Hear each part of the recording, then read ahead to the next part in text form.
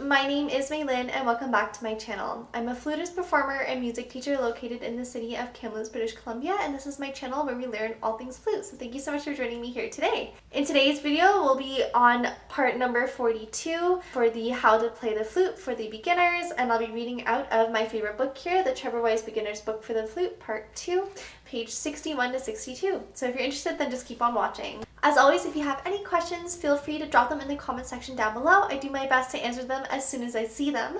Also, if you have any issues when it comes to practicing, feel free to check out my free practice guide, also located in the description down below. It gives you 8 easy steps to follow to help you organize your practice sessions. Alright, so let's just get right into today's video. And we'll be starting on page 61. In this lesson, we'll be introducing the dotted quarter note. So I'm going to put up a quick exercise here that's called Dots Tune. So I'm going to put it up. So this one, we'll quickly go through their 4 little starter bits, and then we'll get into the dotted eighth notes underneath afterwards. To start, we always going to check, number 1, our key signature. So we do see that we have 1 sharp there at the beginning there, which is an F sharp. So then we know that it can either be in G major or E minor. So we'll take a look at the first note and the last note. You notice that they both start on G, so highly indicates that we're in G major. If not, if it was in the minor key, we always want to look for that raised 7th. So an E minor, D sharp would be the raised 7th. And if you take a look at all the Ds there, I don't see any sharps. And so I would say we're in G major, which we are. The next thing we're going to look at is our time signature. So this time we're reading in 2-2. So the top number tells us how many beats we have in each bar, and then the bottom number tells us what kind of note type those beats are. So we have 2 on the top, so that means we have 2 beats per measure, and the bottom number tells us that we are in half notes. So usually we see 4, and 4 represents quarter notes. So I like to think about remembering the note types by remembering what it would be in 4/4 time. If you wanted to do a whole note, that would be 1. If you wanted to do a half note, we see 2. So 2 half notes in a whole note. And if you want to see the 4 underneath, it would be 4 quarter notes in a whole note. That's a great way to remember what the bottom number represents. The next thing we're going to look at is our dynamics on articulation. We'll take a look first at our dynamics. It's pretty straightforward here. So we just have a nice mezzo forte and a crescendo in the 3rd last bar to the last bar, which is a forte. So we want to play it a nice, strong, moderately strong sound all the way up to the end. You want to get a nice forte, which is a loud sound. And then allegro is our tempo indication here. So that means that we want to play at a nice quick pace. The last thing we're going to do is number 4 is going to be our roadmap. And there's nothing tricky here. We're just going to read the beginning of the line to the ending of the line. Alright, so we'll do a quick clap and count just so that we can recap exactly what this sounds like. And I'll make sure that the metronome beats each half note. Alright, so I'm going to do the clap and count first at a slower speed. So I'm going to go half the time I would with an allegro tempo. So right now it's going to be a half note equals 55. So this is going to be every single half note. So if you wanted to count this in 4, it'd be 1, 2, 3, 4, 1, 2, 3, 4. Just for ease of counting, I will count as if it was in 4, but just be aware again that the metronome is beating every half note. 1, 2, 1, 2, 3, 4. 1, 2, and 3, 4. 1, 2, and 3, 4. 1, 2, 3, 4. 1, 2, 3, 4. 1, 2, and 3, 4. 1, 2, and 3, 4. 1, 2, 3, and 4. 1, 2, 3, 4. Alright, so now we're going to play that with the flute. So just make sure that before you do pick up your instrument that you feel very confident with this rhythm. So again, if that means slowing that down even more, feel free to go ahead and do that. You can either do that by clicking the playback settings and clicking it to a lower speed, or alternatively, if you already have that music in front of you, you can take out your own metronome and try out your own tempo here. And again, you can also do it with the metronome beating each quarter note if that makes it a little bit easier for you to subdivide. I'm going to continue with the metronome beating the half note. So again, my metronome is going to be beating a quarter note equals 55 here. 1, 2, 1, 2, 3.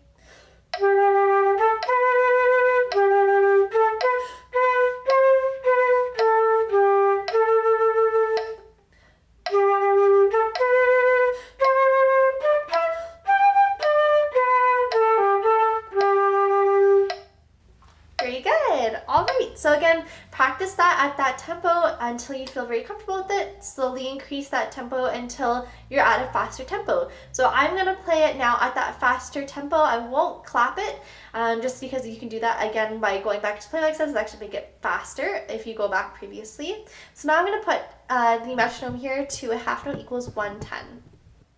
1, 2, 1.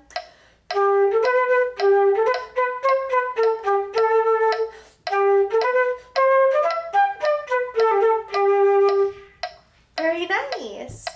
All right, and now we're going to go to the second iteration of Dot's tune, and I'm going to put that one right over here. So now I'm also going to read what Mr. Y says right at the top. So he says, this next exercise sounds the same as the one above. Think of the rhythm to the words once again. 1 and 2. So we still have that same dotted note, so we're still counting it exactly the same, but now instead of counting it in 4, we're going to count it in 2/4 time. So again, just to recap, everything has stayed exactly the same as that first exercise, except now it's going to be 2 quarter notes per measure. Very quickly, we're going to go back to that slower tempo again, so 55, and this time it's going to be a quarter note equals 55. And this time we're going to be counting it in 2/4. So what I like to do is I like to subdivide 1 E and a 2, just because that's what we were doing with the 16th notes before. But if you feel like you want to use different words, like what Mr. Y recommended here, once again, you can also do that as well. So I'm going to clap and count this with the 1 E and a. Again, a quarter note here is going to equal 55. So 1, 2, 1 E and a 2 E and a 1 E and a 2. 1 E and a 2 and 1 and 2 and 1, rest. 1 E and a 2, 1 E and a 2 and 1 and 2 E and 1, rest. Very good. All right, so now we're going to play that again with the flute, and now I'm going to keep the metronome exactly the same, so nothing's changing except now we're playing with the flute. 1, 2.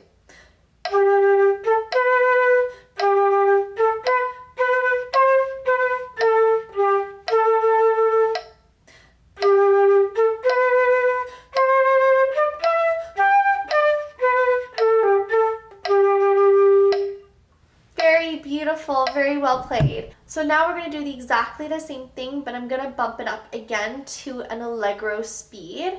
So again, if you feel like this is too fast, that's totally okay. This is for those who are really interested in getting that nice challenge in.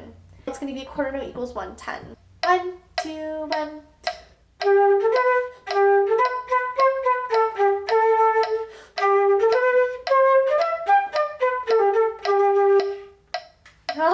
That's really fun.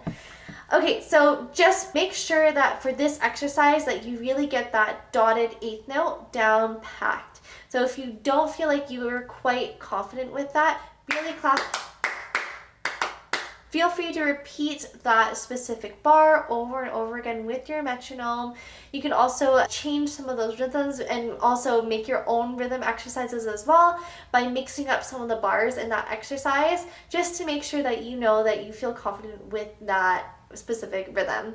Make sure that you do it along with me quite a few times, and then once you're ready, then pick up the flute and try it out there. I would also highly recommend when you're learning a rhythm like this that you do keep the metronome on, and then you also try recording yourself as well so that you know what you sound like without it being in your ear right away. Because sometimes it's good to take a step back and look at it through a third person's lens. So kind of pretend that you are listening to a friend, and what kind of recommendations would you give them? That's the kind of feedback you can give yourself when you record your own pieces. So now that we've learned that dotted quaver or dotted 8th note, now we're going to learn one of my favorite pieces here, a little excerpt of it. It's called Greensleeves. So I'm going to put it up right over here. So this is on page 62. Let's go through our first 4 little starter bits before we get into clapping and counting the piece. Of course, we're going to start with that key signature. So we don't see any accidentals there. So that means we can either be in C major or A minor. So let's take a look to see which one we're in. So we'll start with the first and last notes there. So we do see that it starts on an A and it ends on an A. So we already have a high indication that it could be an A minor.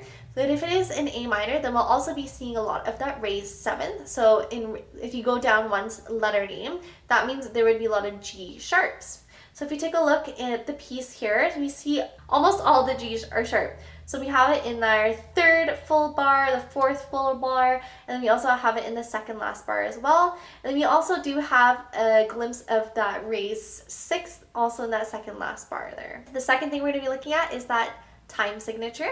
So we are in 6/8 time.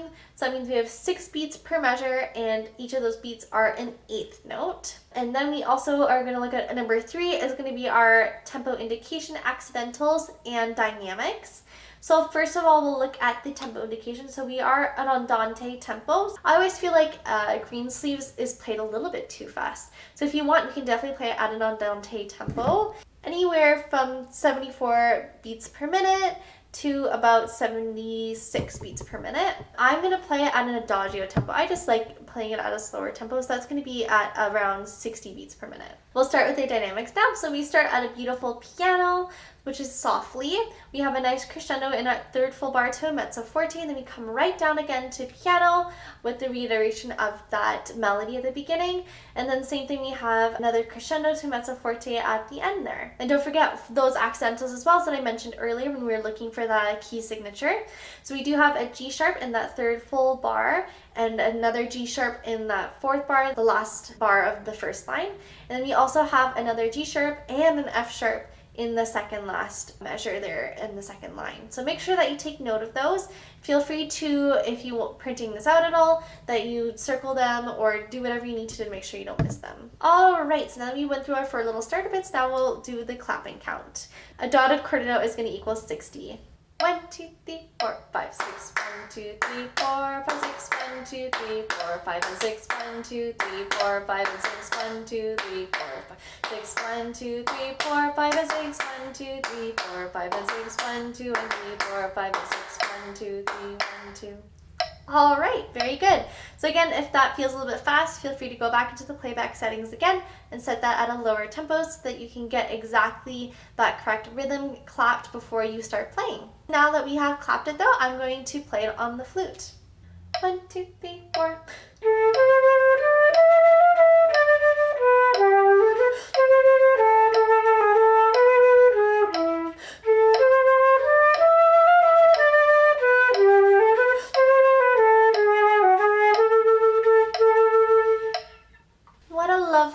Lovely melody. So again, if that feels fast for you, slow it down and then slowly speed it up until you get it up to that right tempo. And just make sure that you do take breaths where you do see those check marks.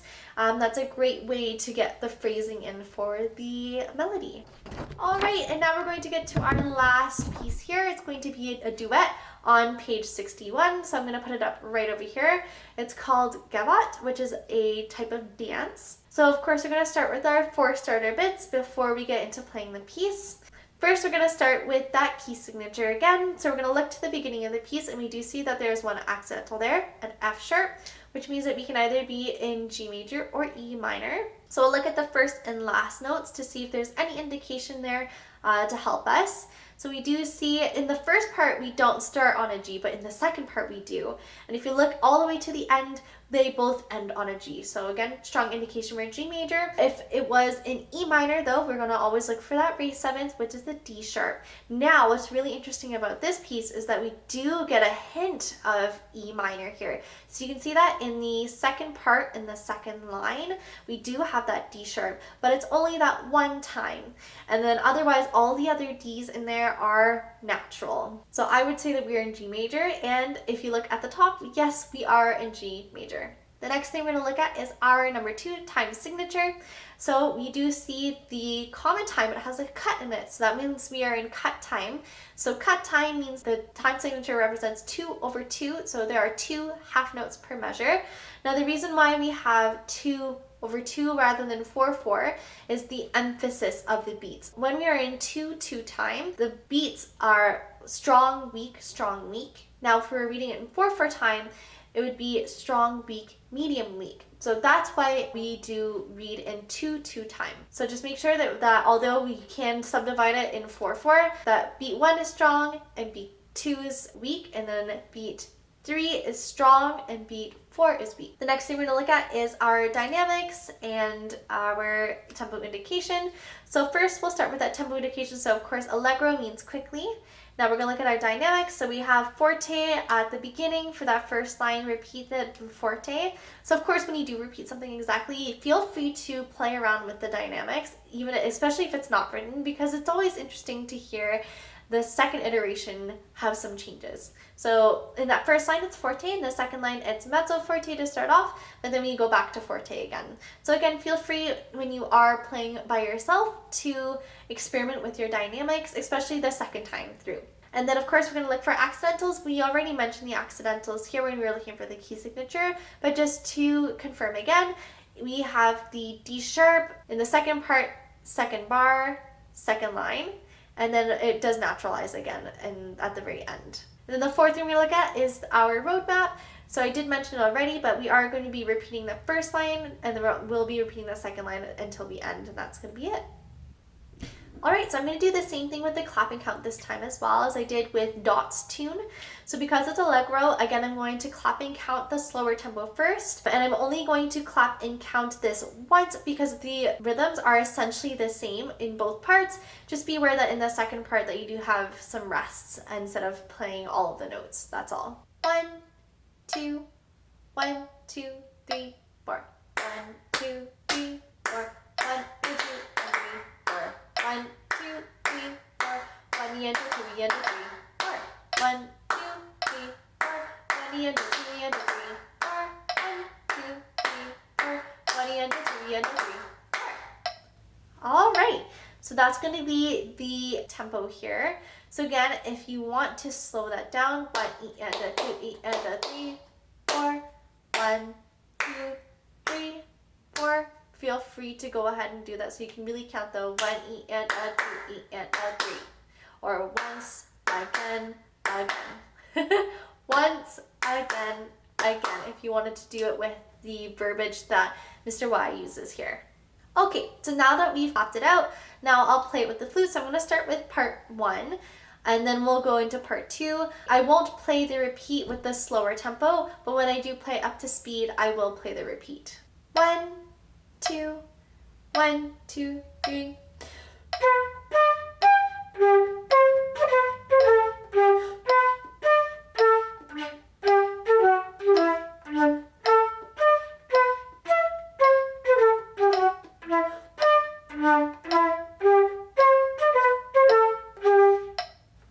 All right, very nice. And now we're going to do the same thing with part 2. 1, 2, 1, 2, 3.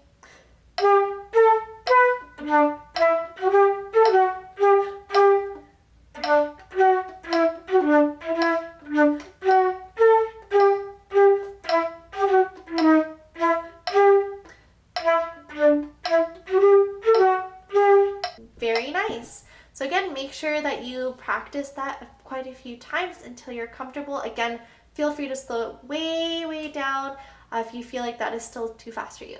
Now we're going to do it at an allegro tempo, and I will be playing it with the repeats here. So I'm not going to do it super fast because we really do want to focus on the clarity of those dotted eighth notes and sixteenths. So my tempo here is going to be a half note equals 90. 1, 2, 1, 2, 3.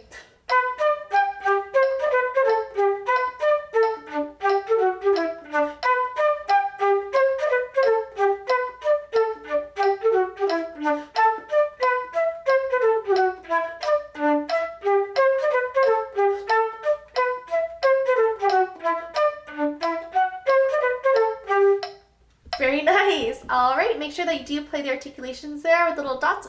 They are staccato, so that means they are detached. All right, I'm going to be doing the same thing with part 2. 1, 2, 1, 2.